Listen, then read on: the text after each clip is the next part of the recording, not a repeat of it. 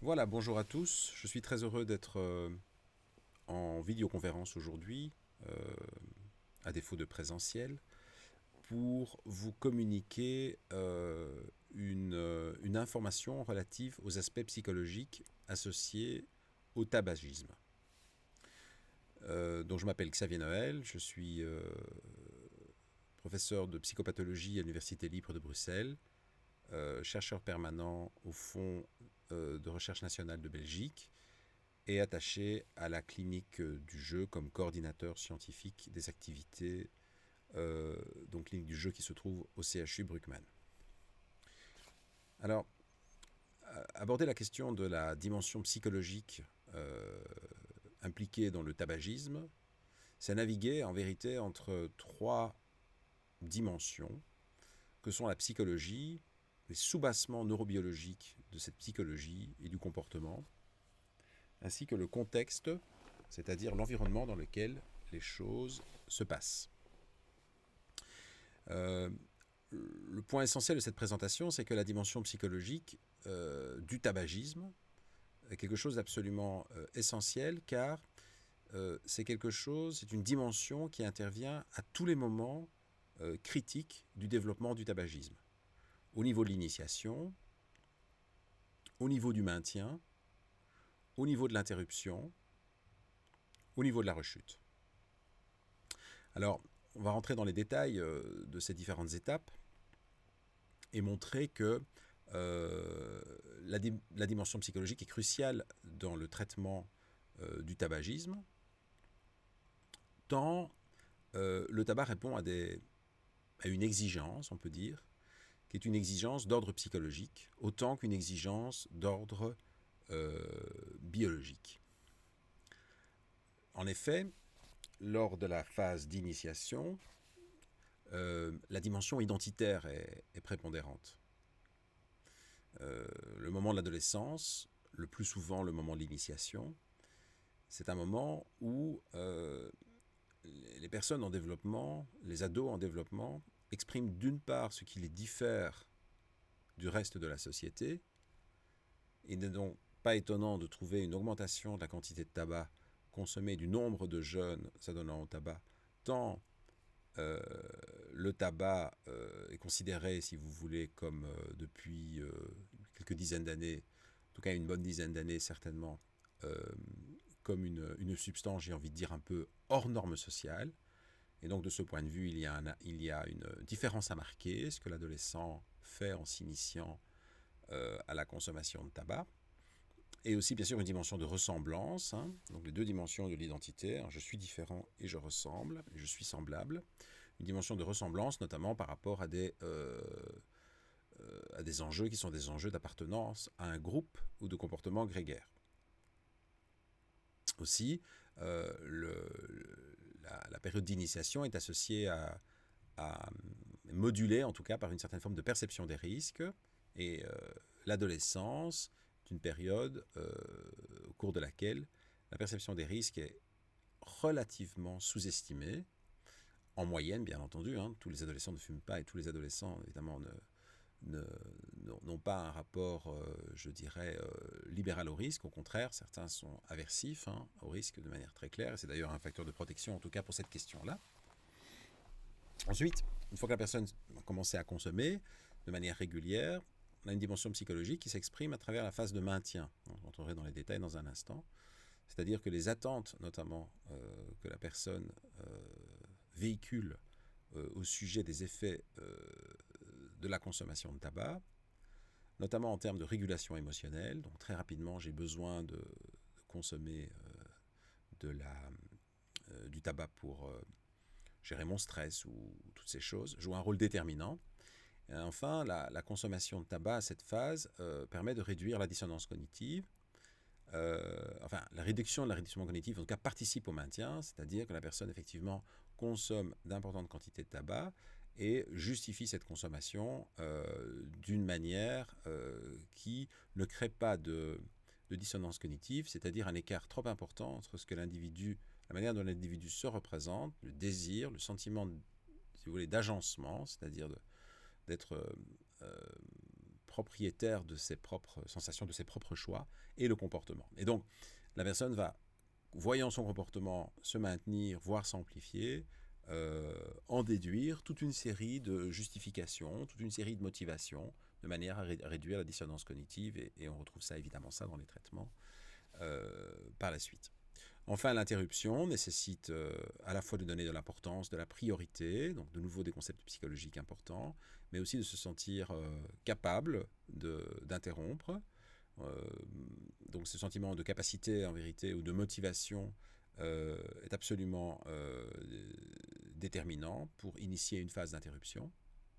Je vais rentrer un peu plus dans le détail de toutes ces questions dans un instant. Et enfin, la notion de rechute, car elle a lieu d'ordinaire, hein, c'est un phénomène trivial dans le domaine du tabagisme. Cette notion de rechute implique aussi des données et une dimension psychologique telle que la persévérance, bien sûr, mais aussi le désir de consommer, donc le désir intense de consommer et la manière dont on contrôle ce désir. On peut dire que toutes ces dimensions, donc déjà copieuses, hein, et ce contenu, je dirais, psychologique déjà copieux, s'articule évidemment assez facilement, entre guillemets, facilement au registre neurobiologique. Donc il est tout à fait possible de s'intéresser à tous les sous-bassements neurobiologiques de l'autocontrôle, du désir de consommer, de la persévérance, du sentiment d'efficacité, de la régulation émotionnelle, bien sûr. Tout à fait possible de faire cela, et d'ailleurs, je n'y manquerai pas pendant cet exposé. Ainsi qu'au contexte dans lequel il a lieu, parce que bien entendu, ces manifestations psychologiques s'organisent, se déploient dans un contexte spatio-temporel bien particulier. Les informations traitées, autres que celles qui sont directement liées au tabac, bien sûr, comme par exemple une cigarette proprement dit, mais des informations parfois distantes, les émotions négatives, le contexte général, tout ça joue un rôle évidemment tout à fait déterminant dans la manière dont les choses se passent pour le participant en termes de déploiement de la dimension psychologique et de ses sous-bassements neurobiologiques. Donc on peut dire que le tabagisme se comprend, je dirais, dans un espace complexe, hein, qui inclut des dimensions de construction identitaire. Donc, même si ce n'est plus à l'œuvre chez l'adulte, en tout cas minoré chez l'adulte, cette construction identitaire a été un élément de renforcement. Aussi la manière dont le rapport à la norme sociale et au groupe d'appartenance, donc ce qu'on appelle la signification sociale et de groupe d'appartenance, se comprend aussi à travers la notion de régulation émotionnelle, donc quelles stratégies les gens vont déployer pour réguler leurs émotions, et quelles sont les stratégies alternatives, si vous voulez, qu'ils possèdent dans leur répertoire. Et le tabagisme aussi renvoie à la notion d'utilité, c'est-à-dire à la notion de, finalement, de la manière dont les individus perçoivent l'utilité du tabagisme pour eux, en dépit des conséquences négatives qu'ils soit perçoivent, soit anticipent. Donc, si vous voulez, il y a une espèce de conflictualité chez toutes les personnes qui, enfin, à différents moments en tout cas de la vie des personnes qui consomment du tabac, une conflictualité entre ce qu'ils font, les effets à court terme et les effets possiblement différés. Et un point sur lequel je vais beaucoup insister aussi, en ce qui concerne donc le registre de ce qu'on appelle les contrôleurs de l'action, bien sûr c'est le traitement des récompenses, mais c'est aussi la formation d'habitude. Et je pense que pour les gens qui ont travaillé avec les personnes présentant un tabagisme sévère, la notion de formation d'habitude est une dimension à considérer très sérieusement. Donc la structure de la présentation est très simple. En ce qui concerne cette première partie, je vais m'intéresser aux facteurs d'initiation, c'est-à-dire les facteurs qui sont impliqués dans un risque accru d'initiation tabagique, les facteurs de développement, c'est-à-dire ceux qui sont impliqués dans le fait qu'au-delà de l'initiation, la personne persévère, entre guillemets, et maintient un comportement tabagique, donc développe effectivement un tabagisme sur plusieurs mois, plusieurs années, plusieurs semaines, plusieurs mois, plusieurs années. Ensuite, les facteurs qui sont impliqués dans la rechute. Je suis fort intéressé donc, par cette question, évidemment, parce que en tant que clinicien, vous allez évidemment être confronté à cette question. Et donc, je souhaiterais attirer votre attention sur certaines dimensions dont il serait utile que vous considériez dans votre travail. Et ensuite, je m'intéresserai au cas particulier de la relation entre le psychotraumatisme, si vous voulez, et le tabagisme, parce que je pense que les liens sont relativement forts.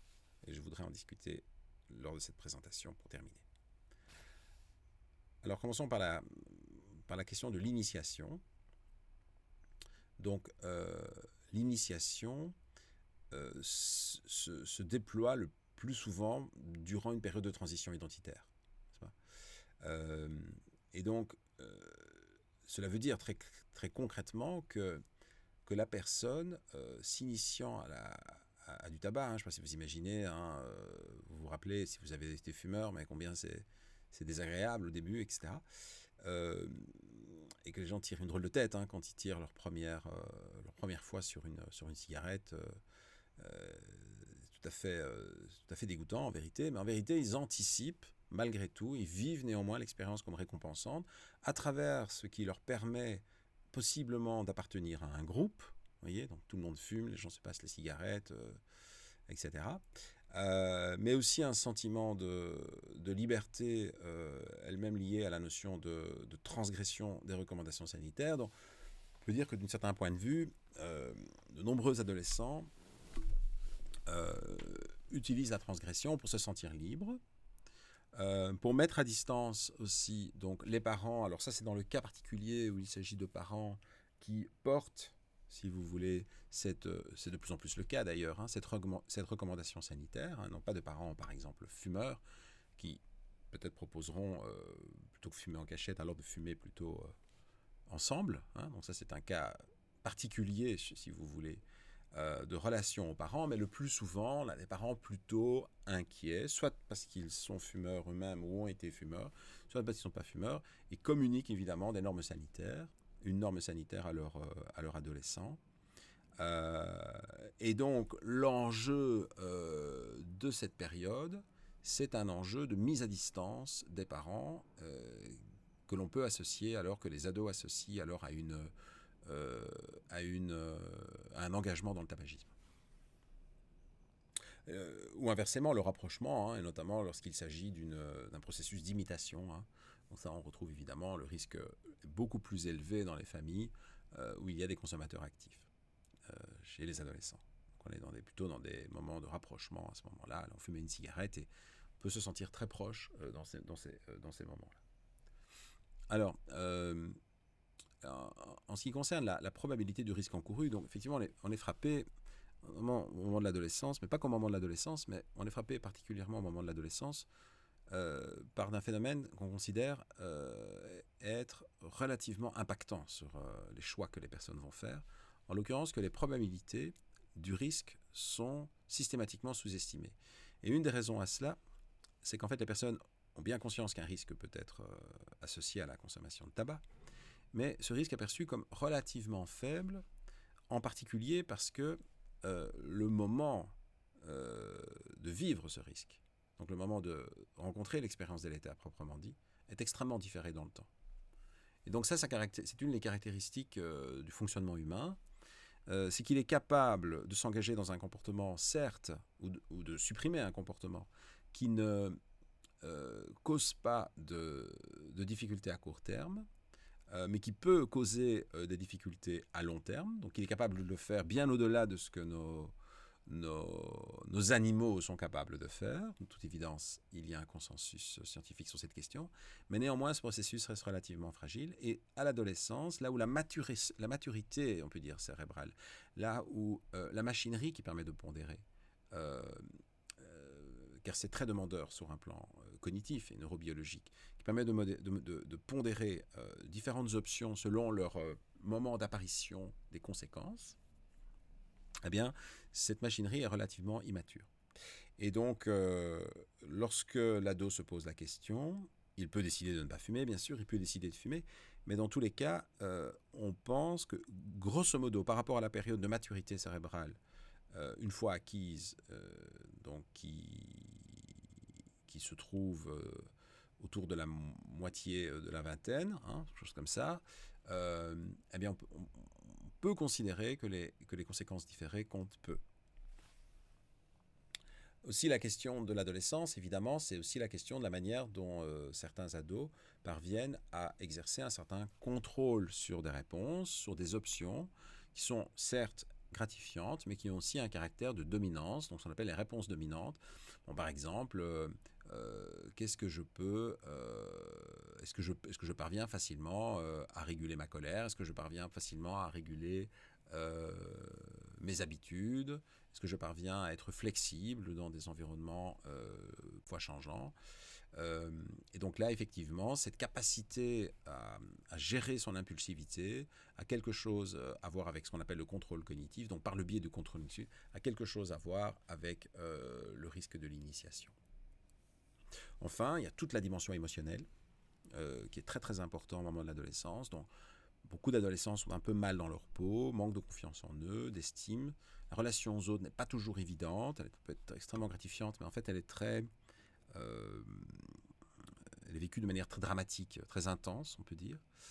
Et donc d'une part, les fragilités de ces différents aspects, confiance en soi, estime de soi, relation aux autres, mais aussi les capacités dont l'individu dispose pour réguler cette dimension émotionnelle, va jouer dans le risque de l'initiation.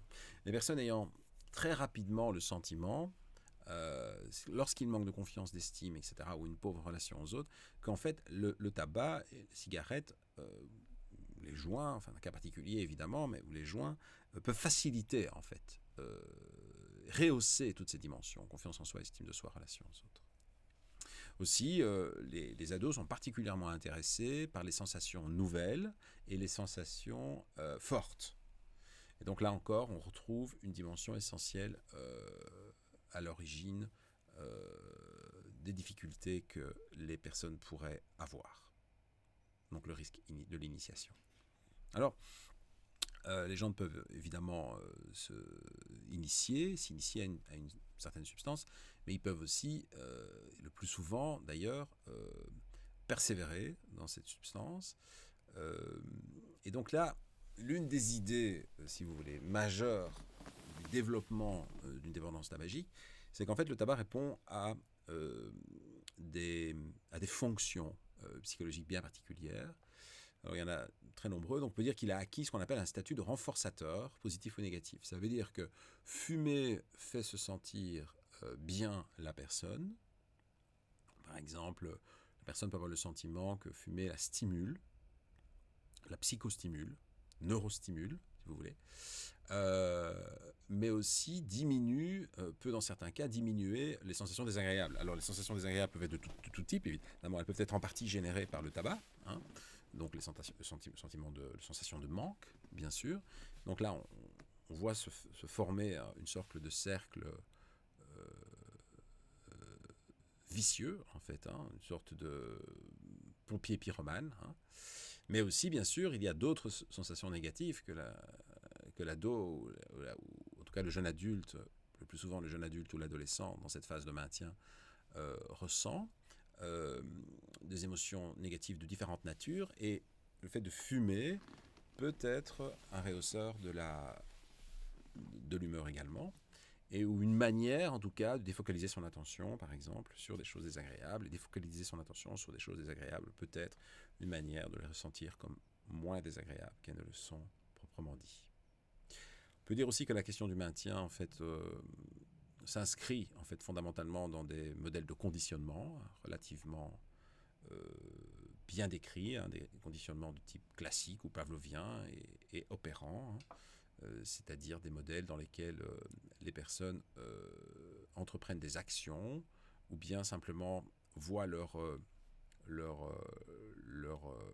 réponse, leur choix, leurs sensations directement déclenchées par des stimuli, par des informations qui ont acquis cette propriété motivante à travers le conditionnement classique et le conditionnement opérant.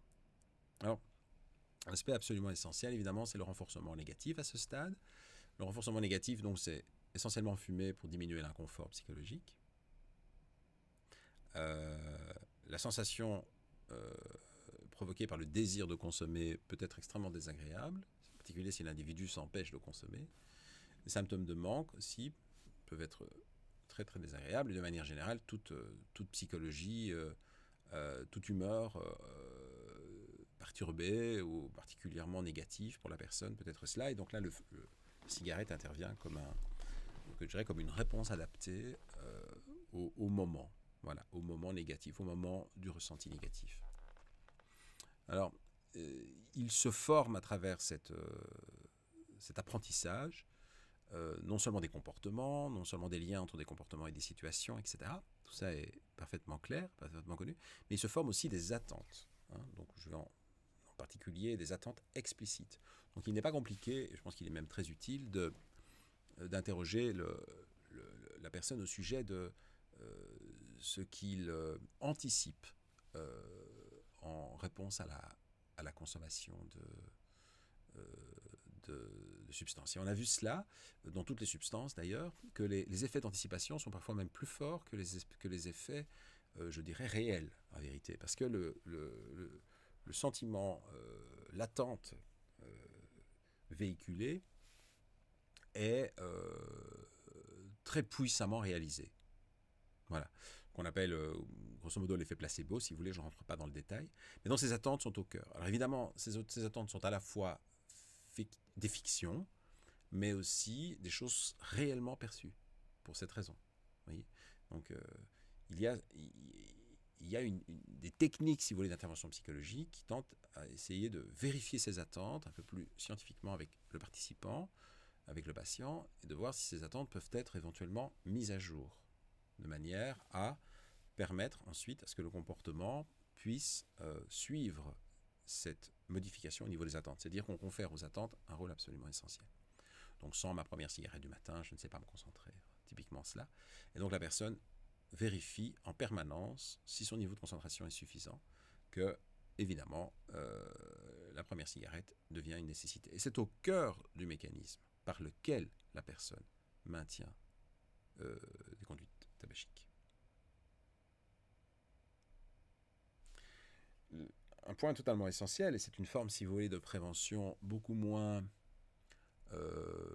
disons, qui insiste moins sur le tabac que sur d'autres activités, c'est de permettre à la personne en difficulté avec son tabagisme, donc au cœur, si vous voulez, situé au cœur du processus de maintien, de développer des stratégies alternatives à l'inconfort émotionnel ressenti. Donc, est-ce que la personne peut développer des activités, plus ou moins compatibles d'ailleurs avec l'action de fumer, mais qui lui donnent un effet stratégique, positif, sur les difficultés émotionnelles qu'il ressent. C'est une sorte de prévention un peu différente, en tout cas un traitement un peu différent. Donc on parle peut-être un peu moins de la cigarette, on parle peut-être un peu plus de sport, si vous voulez. Et on s'attend à ce qu'à un moment donné, le sport, ou je sais pas, écouter de la musique, ou faire des jeux vidéo, enfin dans une certaine mesure, enfin toutes ces choses-là, ou développer des activités sociales en quantité plus élevée. Est-ce que cela permet, entre autres, de réduire la consommation de tabac par le fait, dès lors, qu'on a introduit chez la personne plus de stratégies consistant à diminuer son émotion négative. Donc, une chose très importante, évidemment, qui a été beaucoup débattue, c'est l'impact de la publicité, bien sûr, et notamment une publicité qui communique l'image d'un fumeur libéré des normes sociales, et donc tout simplement libre. Et donc il y a effectivement, ou alors si vous voulez, à contre-courant, si vous voulez, un peu de la manière dont les choses passent, ou si vous voulez séducteur, ou attractif par son statut de fumeur.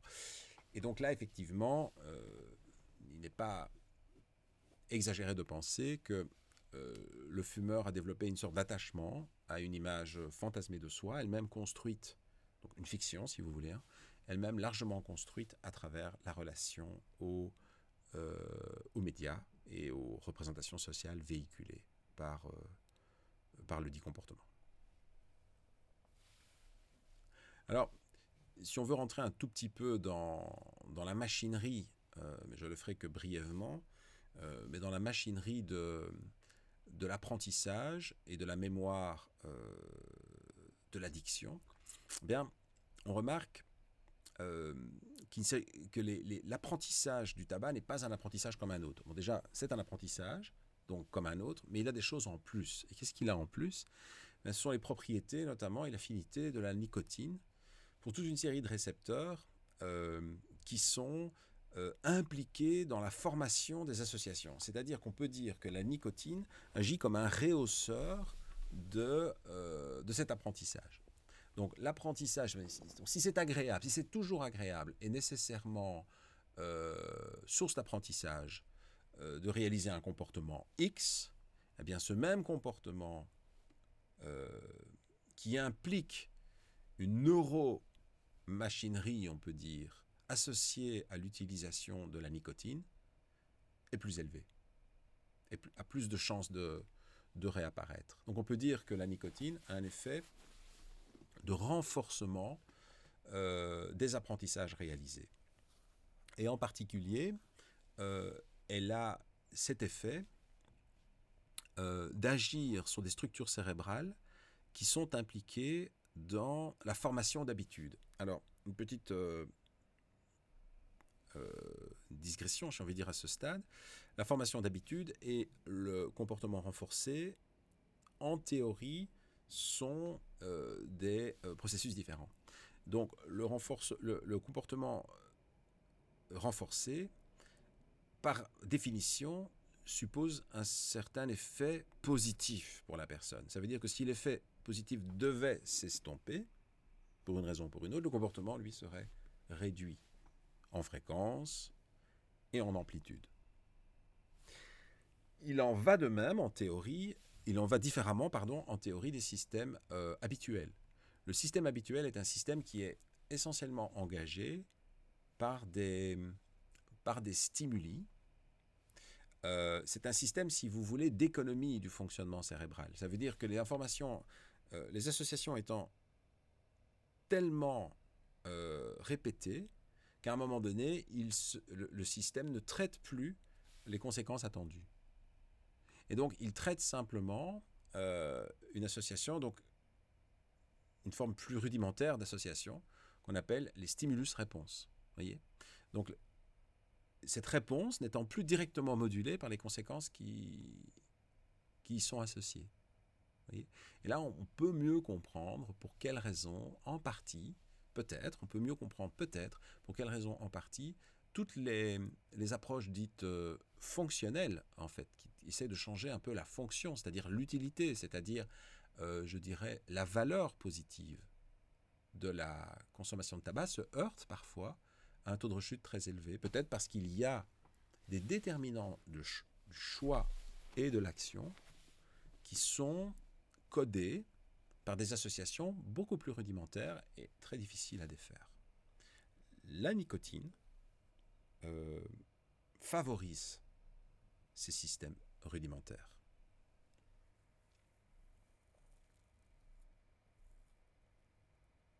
Je vous laisse lire cette information, mais pas rentrer trop dans les détails de cette neuromachinerie. Alors, ça c'est un point relativement intéressant, c'est le rôle de l'hippocampe, si vous voulez.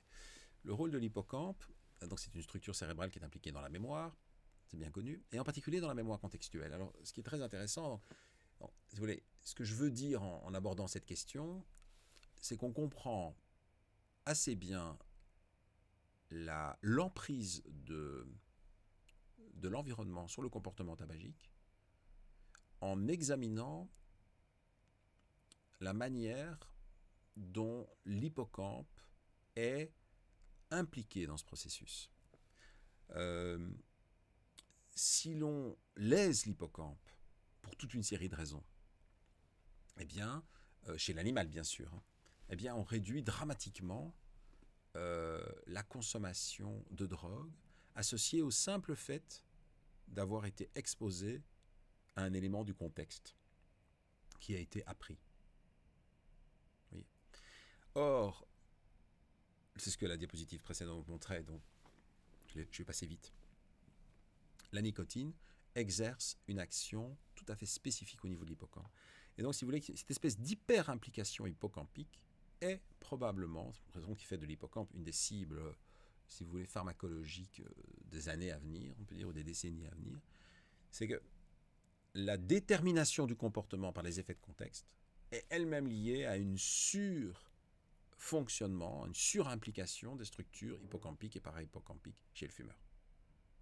Donc lui, le fumeur, si vous voulez, il ne ressent pas son hippocampe. Donc le fumeur, il ressent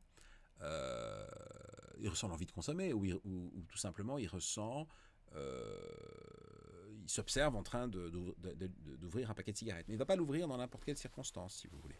Il va l'ouvrir dans des circonstances contextuellement compatibles avec sa consommation, liées à une surexpression, si vous voulez, un surfonctionnement, on peut dire les choses comme ça, en tout cas un fonctionnement prépondérant de l'hippocampe pendant cette période-là. Vous voyez, donc là c'est assez prometteur évidemment, hein, de parvenir à réduire finalement cette emprise chez le fumeur du contexte sur son comportement par des interventions qui cibleraient alors directement les structures hippocampiques.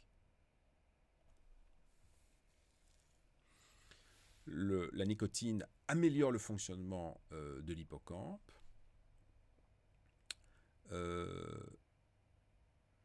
Lorsqu'il y a un état de manque, on observe une diminution de l'effectivité de l'hippocampe. Et donc ça, c'est tout à fait essentiel parce que lorsque les personnes sont en situation de manque, il se passe plein de choses de très désagréables pour elles. Hein, donc ça, on le sait. Le cœur qui bat, un peu de transpiration, des émotions négatives, de la colère, de la tristesse. Enfin, beaucoup de choses peuvent apparaître. Mais ce que l'individu ne sait pas, ce que la personne ne sait pas, c'est qu'aussi, cet état la rend moins encline à développer de nouvelles associations, c'est-à-dire des habitudes, si vous voulez, non liées au tabac. Donc vous voyez, donc non seulement si vous voulez, non seulement la nicotine facilite l'apprentissage et donc bien entendu tout ce qui est en lien avec le tabac, mais en plus l'absence de nicotine réduit la capacité d'apprentissage et notamment d'activités non en lien avec le tabac. Et donc ce déséquilibre-là est au cœur du phénomène de maintien. En raison de l'affinité de la nicotine pour des récepteurs bien particuliers qui se trouvent en quantité importante présentes dans les structures hippocampiques.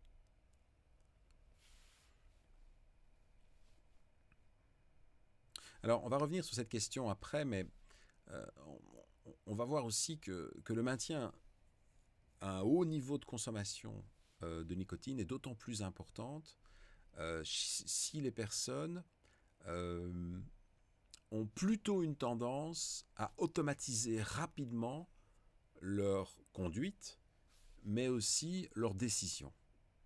Ou en tout cas, à baser leurs décisions davantage sur les conséquences négatives que sur les conséquences à long terme, ou en tout cas de décider, je dirais, d'une manière relativement, en se basant sur des informations relativement rudimentaires, de style, je suis dans un contexte, ben nécessairement je décide dans ce contexte ce qui a été le comportement qui a été le plus renforcé par la suite, nonobstant certaines difficultés qui peuvent apparaître avec cela. Et on trouve une association très forte entre l'automatisation des comportements et l'automatisation des choix et la quantité de trauma infantile vécu chez les personnes étant petites. Alors donc ça c'est une association qui est faite, j'ai eu l'occasion d'écrire et déjà communiquer sur cette question. L'association, c'est pour ça que d'ailleurs je parlerai du psychotrauma dans un instant, c'est le psychotraumatisme, négligence, maltraitance, etc., à une période précoce de l'enfance, interrompt, entrave le neurodéveloppement dans un sens qui appauvrit le contrôle cognitif, mais qui appauvrit aussi ce qu'on appelle les comportements dirigés vers un but, au profit d'un mode de fonctionnement où les personnes se laissent davantage guider par leurs automatismes et par, les réponses dominantes qu'ils ressentent. Oui, on va revenir de ça dans un instant. Autrement dit, lorsqu'on traite un fumeur sévère qui ne parvient pas à arrêter, qui a déjà subi plusieurs échecs, etc., on peut être intéressé de se demander si une partie de ces difficultés, telles qu'elles s'expriment lorsqu'on est en face à face, ne reflète pas un certain degré de vulnérabilité antérieure à la consommation et qui renvoie alors à des expériences et à un vécu douloureux bien antérieur à la consommation. Autrement dit, si la question du tabagisme ne cache pas une forme de difficulté psychologique liée au psychotraumatisme. Alors la question de la rechute, évidemment, est directement associée, pour beaucoup en tout cas, à la notion de craving, hein, donc à la notion de désir intense de consommer, et aussi, c'est ce que rapportent la plupart des personnes, une capacité à contrôler leur désir de fumer. Alors, les approches scientifiques que je vais aborder très brièvement ici ont tenté de retrouver les signes et d'identifier les mécanismes neuronaux impliqués dans cette augmentation du désir de consommer, mais aussi de la manière dont ce désir de consommer peut être de manière générale contrôlé. Pas uniquement d'ailleurs le désir de consommer, mais par concomitance, on peut dire, dans la manière dont les personnes sont capables d'exercer un certain contrôle sur leurs impulsions. Alors, je ne vais pas rentrer dans cette discussion en allant très loin, mais je vais vous indiquer qu'une série de régions cérébrales sont montrées particulièrement impliquées dans le désir de consommer. Je pense notamment à la fameuse insula, hein, donc la région qu'on appelle insulaire ou l'insula, qui est une région particulièrement intéressante, car des études ont indiqué que des traumatismes de cette région réduisent considérablement le risque de rechute chez les personnes en souffrance. Alors, la question en tabagique, mais alors, la question n'est donc pas évidemment d'induire des traumatismes de l'insula, mais la question est en tout cas d'attirer l'attention des chercheurs et des cliniciens sur l'importance de l'insula, donc de la proprioception à la base du craving, donc je dirais la capacité que la personne a à ressentir une émotion primordiale, et en particulier en l'occurrence ici une émotion qui la guiderait à reconsommer, désir de consommer. On a aussi une attention tout particulière sur ce qu'on appelle le cortex préfrontal et de manière générale les régions préfrontales, parce qu'elles sont impliquées notamment dans les capacités de contrôle de soi. Et enfin, l'amygdale, dont vous connaissez certainement l'une des caractéristiques, c'est qu'elle est particulièrement impliquée dans le traitement qui permet d'associer à une information, quelle qu'elle soit, une valeur émotionnelle. Alors le plus souvent, on réalise des études dans des cadres qui sont très contrôlés, hein, donc en l'occurrence ici, on peut recruter des personnes soit non fumeuses, soit fumeuses, mais qui n'ont pas fumé depuis un certain temps. Donc là, en l'occurrence ici, il s'agit de fumeurs à qui on a demandé d'arrêter de fumer depuis au moins 24 heures, qui sont en traitement de différentes natures, patch nicotinique, chewing-gum nicotinique et thérapie adaptée, thérapie verbale adaptée. Et on peut comparer cela à des personnes en difficulté, non en difficulté avec la question du tabac. Donc, par exemple, ici, on compare deux petits groupes, hein, un groupe de 9 personnes et un groupe de 12 personnes, avec ce qui nous intéresse en particulier ici, c'est finalement la rechute, hein, on est bien dans cette période-là. Et donc, il s'agit d'identifier deux groupes pour lesquels le risque de rechute est différent. L'un élevé, l'autre relativement faible compte tenu de leur abstinence prolongée. Et de remarquer que le risque est d'autant plus élevé que les personnes ont une sévérité élevée de tabagisme, tel qu'évalué par des questionnaires auto-rapportés, mais aussi, et c'est absolument important, que leur capacités de contrôle, telles que le fait de devoir désigner la couleur d'un mot sans tenir compte du contenu sémantique de ce mot. Par exemple, le mot cigarette par rapport au mot table, l'un écrit en bleu, l'autre écrit en bleu, la personne doit simplement désigner la couleur sans tenir compte de la signification. Eh bien, ça suppose un certain niveau de contrôle cognitif. Eh bien, ce contrôle est d'autant meilleur chez les personnes qui présentent un risque de rechute plus faible que chez les personnes qui représentent un risque de rechute faible. Et par ailleurs, l'expression neuronale de cette capacité de contrôle de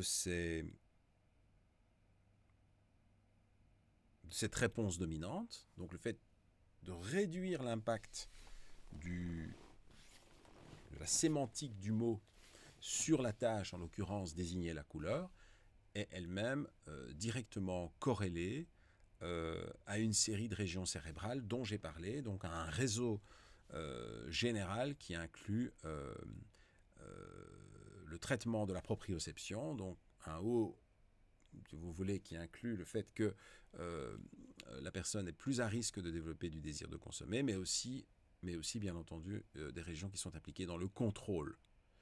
Donc non seulement, d'un point de vue comportemental, on observe une moins bonne capacité de contrôle, mais en plus, cette moins bonne capacité de contrôle est elle-même liée à une diminution de l'activité cérébrale dans des régions qui sont des régions réputées liées au contrôle.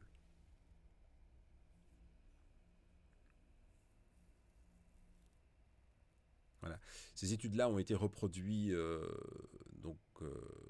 maintes et maintes fois, si vous voulez, avec des échantillons un petit peu plus consistants. Et la conclusion est toujours la même, hein, donc sans rentrer dans les détails de l'étude. Donc en l'occurrence ici, il s'agissait, tout à l'heure je vous parlais de mots hein, qui entouraient, qui étaient écrits dans une couleur ou dans une autre, et le but était de désigner la couleur, et en faisant abstraction, en essayant d'être le moins possible en situation d'interférence, si vous voulez, avec le contenu sémantique de ce qui est proposé, eh bien c'est exactement la même chose ici, mais avec des images. Donc vous voyez, les images que vous voyez sont des images qui qui doivent être, si vous voulez, négligées, on peut dire, dont le contenu doit être supprimé, donc l'attention doit être délocalisée au profit de la bordure, hein, donc de l'image, laquelle permet de générer une bonne réponse. Et cette tâche est un petit peu plus compliquée que cela, dans la mesure où certaines images peuvent être présentées plus longuement, de manière à induire un certain effet. Et on observe si l'induction de cet effet, donc par exemple en présentant des images tabac plus longtemps, est-ce que l'induction de cet effet impacte sur le temps de réponse. Et le tout peut être fait, donc, cette tâche, donc chez les fumeurs et les non-fumeurs, en fonction du type de contenu véhiculé par l'image. Donc ici j'en vois 3. Donc des stimuli qui sont dits évocatifs. Hein. Donc vous voyez, par exemple, une arme de poing. Voilà. Des stimuli qui sont dits neutres, donc violon et toute une série d'instruments de musique. Neutres, voire agréables, hein, ça dépend. Ceux qui font de la musique, ceux qui aiment ça. Et puis des stimuli qui sont directement liés donc au tabac. Et donc vous avez là tous ces stimuli, lesquels représentent donc un ensemble. Et la tâche de la personne est de le plus rapidement possible, mais sans se tromper, de désigner la couleur de l'encadrement. Voilà. Et on va voir si ces personnes sont plus rapides à désigner la couleur d'un encadré d'une image neutre par rapport à une image de tabac, par rapport à une image évocative. Donc je ne rentre pas dans toutes les comparaisons qu'on peut faire, mais on peut faire beaucoup de comparaisons. Et ce qui est très intéressant, et c'est ce que cette étude montre, c'est qu'on a des différences très importantes entre les contrôles, les anciens fumeurs et les fumeurs.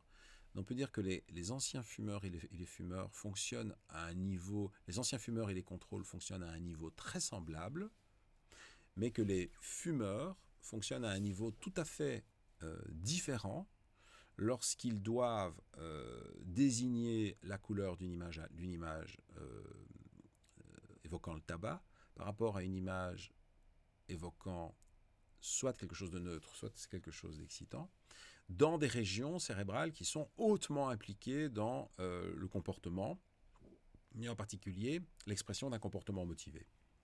À savoir, je ne rentre pas dans les détails ici, mais à savoir le noyau accumbens, dont certainement vous avez entendu parler, et l'amygdale dont nous avons dit un mot. Donc, de toute évidence, les stimuli sont flanqués d'une valeur émotionnelle particulière, telle qu'exprimée par une surexpression des régions cérébrales impliquées dans ce processus émotionnel.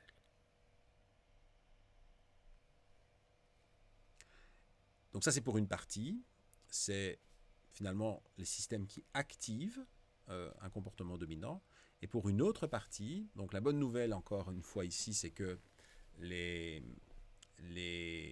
fumeurs, anciens fumeurs donc, et non-fumeurs se trouvent à un niveau comparable de performance d'une part, mais aussi à un niveau comparable d'expression neuronale, on peut dire, d'autre part, lorsqu'il s'agit de regarder les régions qui sont impliquées dans le contrôle de ces, si vous voulez, de ces attirances pour les images. Donc l'image est à la fois plus attirante, plus déclencheuse d'une conduite motivée, donc ça on le voit bien dans les régions cérébrales qui codent pour cette question, mais aussi elle est associée à moins d'implication, donc moins d'intervention des systèmes qui sont des systèmes de régulation, donc des systèmes préfrontaux. La bonne nouvelle, c'est que dès lors que l'individu arrête de boire, ce phénomène est réversible. Donc vous voyez, on est vraiment là au cœur de la notion de régulation des émotions. Donc d'un côté, déclenchement émotionnel particulier en situation d'exposition à des stimulus, à des stimuli particulièrement associés au tabagisme, et d'un autre côté, une diminution, donc plus d'activation observée sur le plan cérébral, et puis une diminution des capacités d'autocontrôle. Donc on est vraiment dans ce balancement activation-inhibition qui est particulièrement perturbé chez les fumeurs.